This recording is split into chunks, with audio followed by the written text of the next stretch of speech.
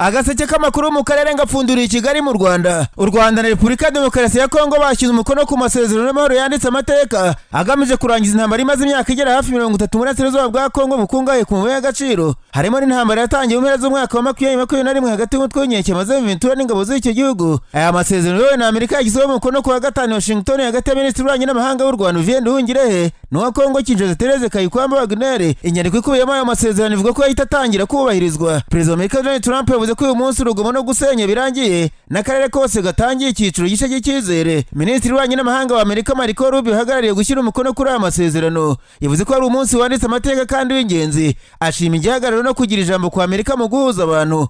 Minisitiri Nduhungirehe na Minisitiri Kayikwamba bashimye uruhare rutaziguye rwa Perezida Donald Trump mu gutuma aya masezerano agerwaho. Ni amasezerano akuye mu ngingo nkuru 9 arizo kutavogera ubusugire bwa Kongo n'ubw'u Rwanda ndetse no kubuza imirwano.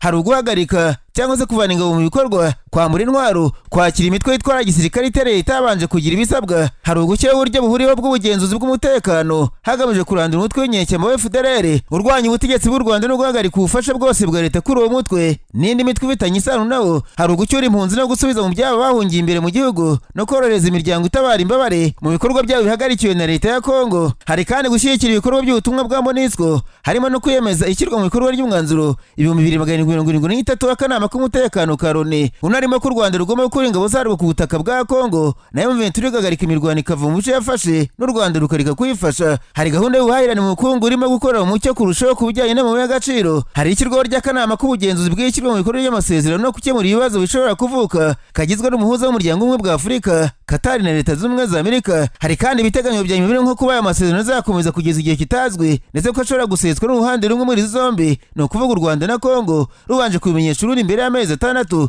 Hari kandi no kuba aya masezerano atangira kubahirizwa ukanya akimara gushyirwaho umukono. Impande zombi ziyemeje gushyigikira ibiganiro bikomeje hagati y'ubutetsi bwa Kinshasa n'ubutwe Ventura wabewe na Qatar hamwe n'ibikorwa byo kwambura intwaro no gusubiza mu buzima busanzwe umutwe witwaje intwaro itari ya leta. Kinshasa n'ibihugu byo mu burengerazuba bw'isi bishinja u Rwanda gufasha Ventura wafashe ibice bitandukanye burasirazuba bwa Kongo birimo ibijyagoma na Bukavu, ariko u Rwanda rurabihakana. Minisitiri Rubio yavuze ko kurangiza intambara bidasobanuye amahoro gusa no kurengera ubuzima kw'abo ari no gutuma abantu babaho, gutuma abantu ngo bagira inzozi n'icyizere cy'ubuzima bwiza, kurushaho no kugira uburumbuke mu bukungu, amahirwe mu bukungu no gutuma imiryango yongera guhura. Ati ibyo bintu biba bidashoboka iyo hari intambara n'amakimbirane. Yongeraho ati haracyari byinshi byo gukora. Yanavuze ko Amerika ishaka gukorana ubucuruzi n'abafatanyabikorwa bayo. Minisitiri Nduhungirehe yavuze ko aya ari amasezerano yanditse amateka. Yavuze ko hakiriho gushidikanya kwinshi mu karere kacu n'ahandi kuko hari amasezerano menshi yabanje ntakirwa mu bikorwa ndetse inzira ngo iri imbere ntizoroha. Yongeyeho atari ko hamwe n'ubufasha bukomeje bwa Leta z'Ubumwe za Amerika n'abandi bafatanyabikorwa twemeza ko impinduka ikomeye yagezweho.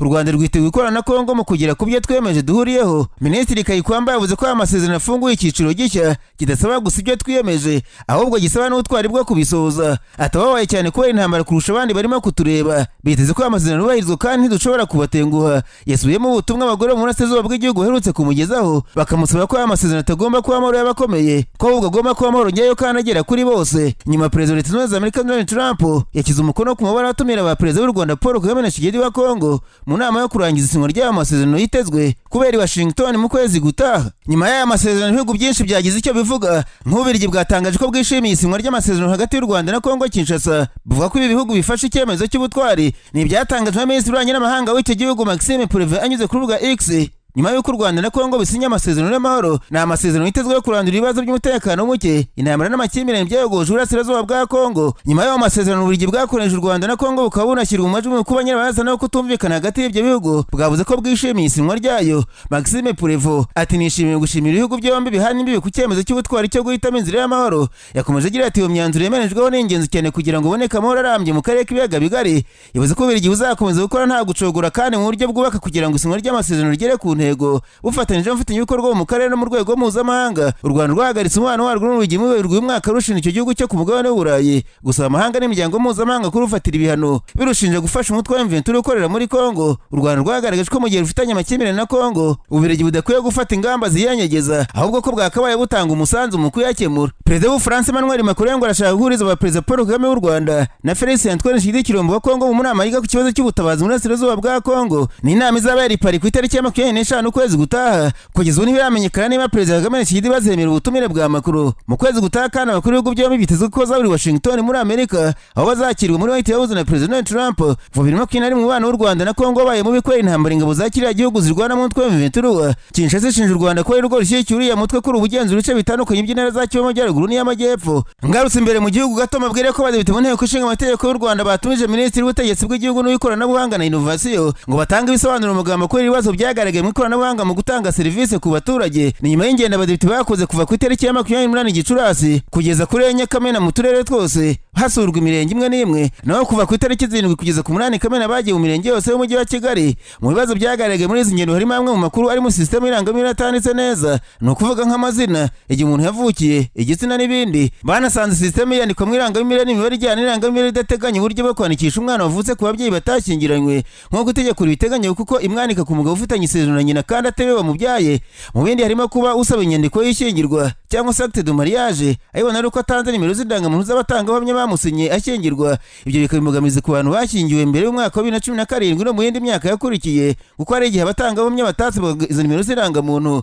Hakaba hari n'izindi mpamvu zishobora gutuma abatangabuhamya bataboneka. Mu myanzuro abadepite bafashe mu nteko rusange harimo gutumiza Minisitiri w'Ubutegetsi bw'igihugu gutanga ibisobanuro mu magambo ku bibazo byagaragaye mu mitangire ya serivisi mu nzego z'ibanze muri rusange n'ibyagaragaye mu mitangire ya serivisi z'irangamire by'umwihariko. Hatumijwe Minisitiri w'Ikoranabuhanga mu itumanaho na Innovation ngo atange ibisobanuro mu magambo ku bibazo byagaragaye mu ikoreshwa ry'ikoranabuhanga hatangwa serivisi ku baturage. Minisitiri w'Ubutegetsi bw'igihugu kandi yasabwe kumenyesha inteko ishinga amategeko n'utwo abadepite uko ibibazo abaturage baje ku badepite biri mu nshingano z'inzego z'imitegekere y'igihugu zegerejwe abaturage bigaragara muri raporo z'uturere, bikazakorwa mu gihe kitarenze amezi 3. Nararanganije amaso ibinyamakuru byandikirwa muri Uganda. Abanyamakuru bakiza amakaramu ku mpapuro barandika banzi ko Perezida Kaguta Museveni wa Uganda yatangaje ko igihugu cye kitazemera ko ari umuturage utunga ubwenegihugu bwa Uganda ngo atunge n'ubw'u Rwanda. Museveni yabitangaje ku wa gatatu ubwo yakiraga mu biro by'itsinda ry'Abanyayuganda bafite inkomoko mu Rwanda cyangwa se abitwa Abanyarwanda.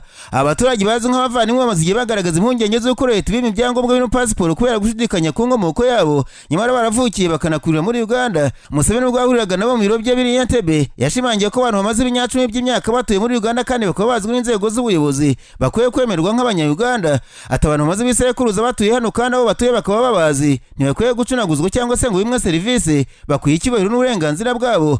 Bwana Museveni yibukije ko ubwenegihugu ubwo aribwo bwose bwa Uganda uburenganzira buteganywa n'itegeko nshinga rya kiriya gihugu, bityo ko ntawe ukwiye kubwima mu nzego za leta cyangwa se ngo atinde kubuhabwa. Ati kugeza mu myaka ya 50 ubwo narimo nkurira intungamo twebwe abahoro twari igice cya Uganda, itegeko nshinga rya 1995 rirasobanutse. Abari hano kugeza 1926 ni abaturage ba Uganda. Perezida wa Uganda kandi yashimangiye ko inzitizi abaturage barimo Abanyarwanda bamaze igihe bahura nazo mu kubona ibyangombwa zikwiriye kuvaho. Icyakora yavuze ko ntawe ukwiye kugira ubwenegihugu bwa Uganda kandi afite ubw'u Rwanda. Ashimangira ko nawe aramutse akeneye kuba Umunyarwanda byaba ngombwa ko aza kuba mu Rwanda. Ati icyo dushobora kwemera n'ubwenegihugu biri hagati y'u Rwanda na Uganda, rwose mufate umwanzuro ntushobora kuba hombi. Nanjye ubwanjye ndi umuhoro, bene wacu bari mu Rwanda, Tanzania na Uganda, ariko navukiye hano. Ndamutse nkeneye kuba Umunyarwanda najya mu Rwanda, ariko sinshobora kuvuga ngo ndi umunyankore w'Umunyarwanda. Umuyobozi w'inama y'Abanyayuganda bakomoka mu Rwanda Frank Gashumba yasabye ko na bagenzi be bagakwiye gufatwa nk'abandi Banyayuganda bose. Ati turi Abanyarwanda bo muri Uganda bo kuba bo mu Rwanda. Mu gihe cyose umuntu afite indangamuntu yagawe pasiporo nta kubogama bibayeho. Gashumba yunzemo ati abana bacu bari kwimwa pasiporo mu buryo bw'akarengane, iki si icyangombwa gusa, ni inzira igana ku mahirwe. Nkiri muri Uganda mabwire ko igisirikare cya Uganda UPDF cyagizeho akanama k'iperereza ku rwego rwo hejuru kugira ngo bakore iperereza ku birego biherutse kugaragaza ku bwoba bw'ibitero by'iterabwoba byabereye i Kampala, mu gihe ivuga ko bamwe mu bashinzwe kurwanya iterabwoba bashobora kuba barahimbye ibyo bintu kugira ngo bongererwe amafaranga yo gukoresha.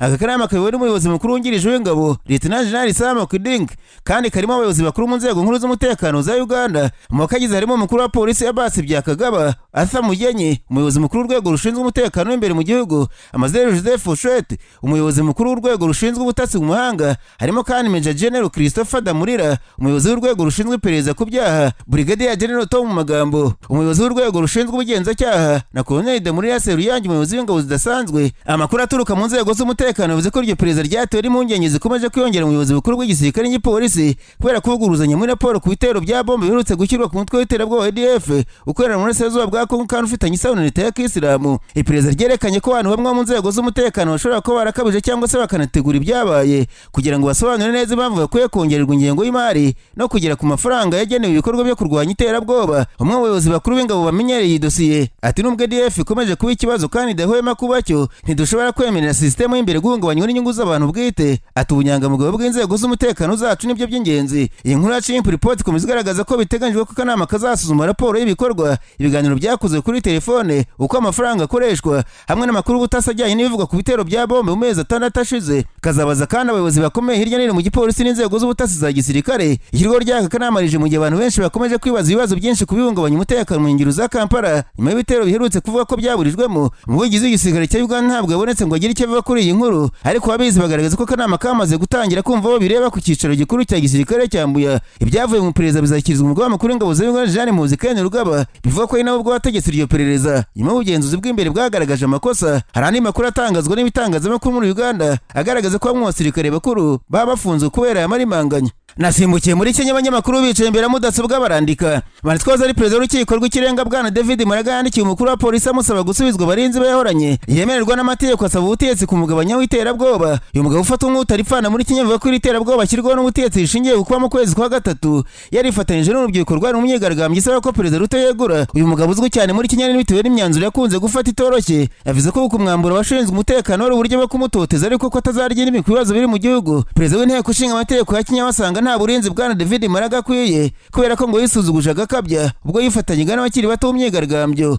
Yavuze ko yatanze urugero ruri ku bantu bamufata nk'icyitegererezo bityo ko nta kintu kizima akwiye kuba yahabwa. David Maraga wari watangaje ko yifuza guhatanira intebe y'umukuru w'igihugu mu matora ari imbere, yavuze ko igitekerezo cye kitakiriwe neza n'abafite ubutegetsi, agakeka ko yaba ari cyo kintu ari kuzira. David Maraga yavuze ko yambuwe abapolisi babiri bamurindaga n'umushoferi, ndetse umwe mu bapolisi kwa gatatu ngo yahawe amabwiriza ko atari bujye kwa Maraga, asabwa gutangaza ko yarijwe mu mahugurwa yo kongera ubumenyi. Agaseke k'amakuru mu karere ngapfundikiriye muri Tanzania, abanyamakuru bakoze ba muri no barandika. Banditse ko Perezida Samia Hassan yasabye ipolisi mu gihugu gukora ibishoboka byose ntihongere kumvikana inkuru z'abantu bari rw'irengero ngo bimaze gukabya muri kiriya gihugu. Uyu mutegetsi ariko yakiyeje urwego avuga ko rwakoze ibishoboka byose ibyaha mu gihugu bikagabanuka. Perezida Samia wasozaga manda y'inteko ishinga amategeko yavuze ko muri rusange umutekano mu gihugu yifashe neza, ariko ikibazo gikomeye igihugu ari buri rw'irengero ry'abantu.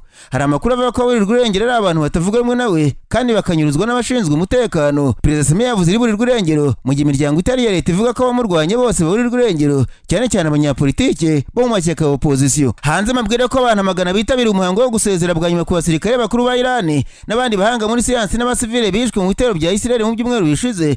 Mu bantu bagaragaye muri ibyo bikorwa harimo umujyanama w'umuyobozi w'ikirenga wa Iran Ali Shamkhani, byari byavuzwe ko yishwe mu bitero bya Israel mu murwa mukuru Tehran. Abantu benshi bateraniye hamwe bafite amabendera n'udutambaro twanditseho ubutumwa w'icyubahiro abantu barimo abasirikare bakomeye n'abashakashatsi mu bya nucleaire bishwe muri iyi ntambara amaze iminsi 12. Hari abantu bari bitwaje amafoto ya Ayatollah Ali Khamenei, umuyobozi w'ikirenga wa Iran, baririmba indirimbo zamagana Amerika na Israel. Perezida Masoud Pezeshkian yagaragaye mu mbaga y'abantu ari kumwe n'abashinzwe umutekano. Mu basirikare bishwe na Iran barimo Major General Hossein Salami na General Mohammed Bagere. Mbabwire kandi ko Perezida wa Leta Zunze Ubumwe za Amerika Donald Trump yarakajwe bikomeye n'inkuru zatangajwe n'umunyamakuru CNN na The New York Times byo muri Amerika bivuga ko igitero Amerika yagabye muri Iran kitangije ibintu byinshi, asaba ko amakuru avuguruzwa. Mu rukera rwa tariki 22 Kamena, ingabo za Amerika zagabye igitero gikomeye kuri Iran cyahawe izina rya Operation Midnight Hammer, cyari kigamije gusenya ibigo bya Fordo, Natanz ndetse na Isfahan bifite ibice byo munsi y'ubutaka bitunganyirizwamo uranium. Ni igitero cyagabwe mu rwego rwo gufatanya na Israel kurwanya Iran mu ntambara iki gihugu cyagabweho gishinjwa kugira umugambi wo gutunganya intwaro za kirimbuzi. Nyuma y'icyo gitero, Perezida Trump yavuze ko abantu bacukurirwaga uranium muri Iran hose hasenywe burundu.